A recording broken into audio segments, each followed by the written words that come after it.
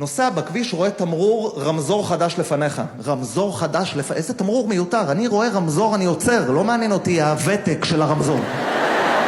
אז עצרתי את האוטו. האמת שגם בא לי טוב הרמזור אדום, כי הייתי עם שווארמה. מכירים שבא לך טוב רמזור אדום? אתה מתפלל לרמזור אדום, כי יש לך איזה ליפוף קריטי להביא לשווארמה. ותוך כדי נהיגה אין מצב שתצליח לעשות את זה בלי שאיזה חתיכת בשר תעוף לך באוטו. והיא גם תמיד נופלת בין האמברקס לכיסא, נכון? יש את המשולש ברמודה הזה של האוטו. זה בית קברות לחתיכות שווארמה. ופקק של עט. תמיד יש שם גם איזה פקק של עט.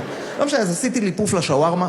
פתאום אני רואה אוטו עובר ברמזור אדום. ראיתם פעם אוטו עובר באמצע הצומת ברמזור אדום? ככה עובר, ויב. הוא כאילו רק רמזורים ותיקים. הוא לא מעניין אותו, חדשים. עכשיו ראיתי אותו, הייתי כל כך בהלם שראיתי אותו עובר ברמזור אדום, שמה עשיתי? מה שכולם עושים כשרואים בן אדם עובר ברמזור אדום. הייתי חייב למצוא עוד נהג לידי, סתם לתת לו מבטים של... אתה חייב להתאכזב עם עוד מישהו, אתה חייב לפרוק את מה שראית. גם אתה יודע שהוא לא שומע אותך, אז אתה משקיע בפנטומימה, נכון? כדי שהוא יבין.